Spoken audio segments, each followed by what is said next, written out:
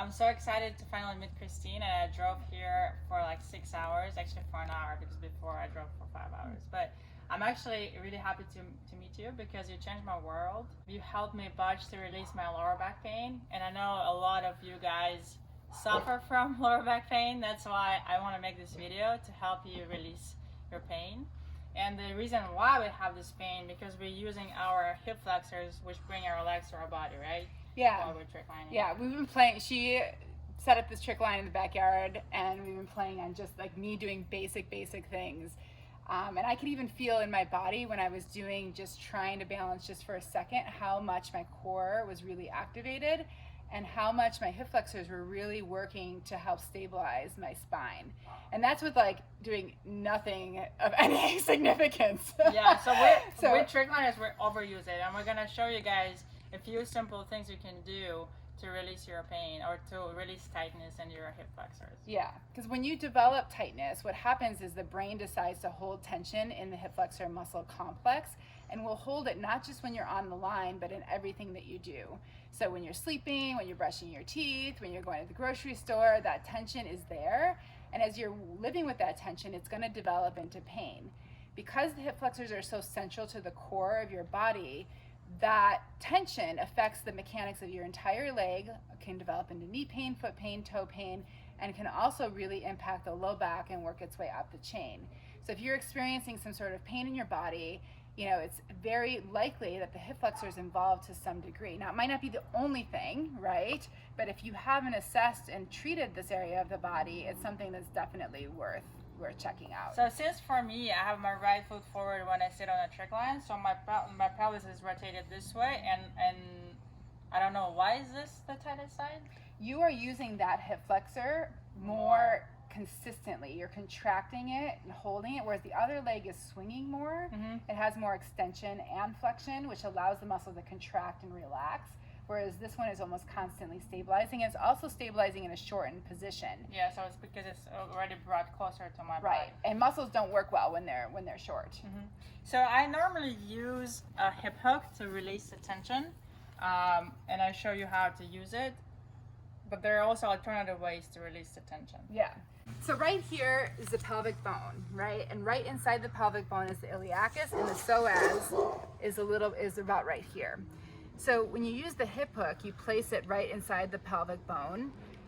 This tool is designed specifically to release the psoas and the iliacus, right? So when you place it right inside the pelvic bone, you roll over onto your stomach so that it's flat underneath you. And we're on the grass, it's not ideal. Harder surface would be better.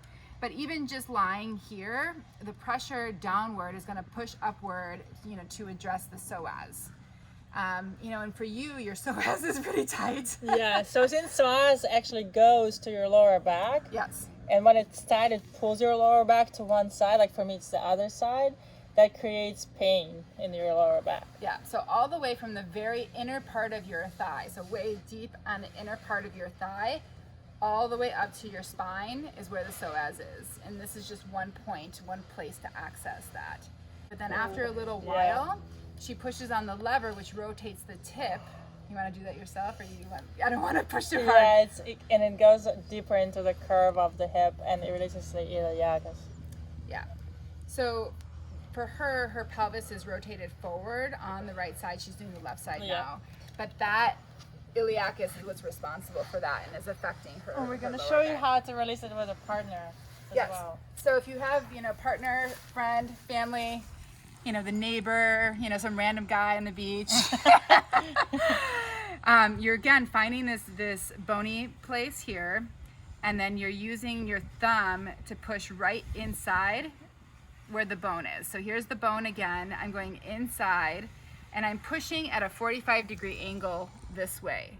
I'm using my body weight, straight arms, to put pressure in that direction, which is similar to what the hip hook does. You can also explore by going 45 degrees towards your leg and towards the bone, so something like this, to release there. And with all of these tools, prolonged pressure is what's necessary to actually release the tension. And prolonged pressure, it means holding the pressure for about 90 seconds. Do not like massage, rub it, go in and out. You just put the pressure on it and keep it there long enough for your brain to release that tension. Yeah. Another tool you can use is a ball. So this is the 4-inch ball. You can also use something that like a softball size is about the right size. It's a little bit hard, but if you're in a pinch and you need a tool, softballs will work. So this you use similar to the hip hook where you lie on top of it. So you put it in this like nice curvature of your body. Yeah, so here's the bone right inside here is where you're gonna lie, and then you flip over on top of it. I feel like it's in like reaching the wider area because it's not that direct. Right. This is more like somebody's thumb really pinpointing the exact spot in the muscle. It's much more precise, and in turn it's more effective. This is still very effective, but it's more diffuse and it's getting a larger area, which is also useful. I actually recommend that people do both. And in this position, you can move your leg like this out to the side like this, makes it a little less pressure. If she does it to the opposite side, it puts more pressure on that. You can also lift this leg up off the ground. Oh wow, I never tried that. Oh, that's tough. Oh. Or if you go up on your elbows, that increases the pressure too. Oh my god. I'm glad we're doing this video, so I'm learning new things. You can also bend this knee. Go ahead and put your knee down. And if you Oh my god. go back and forth this way, you can find a good spot. Typically, it's usually like right around there, but So guys, I hope this will help you to release your pain. And if you still have some questions, Christine is really nice and she always replies to my messages. I don't know why I have so many questions. I would also say too, just before we end, using a ball to release the back of your hip, the glute area, looking for spots there. It's right. That's also important. Because once you release this tension, these muscles are still, because they're opposite muscles, they're still pulling. So you have to release those angry, still tight muscles as well. Yep. And you can use it tighter, like a smaller and more sturdier ball as well. Yeah, use tennis. You know, like lots of different balls will work for this. You can bend your knee and roll your hip in and out. That's a good one. Find good spots that way. There's even some real estate on the outside of your hip that can be really good. And you can watch other videos as Christine posts. She has a lot of useful stuff.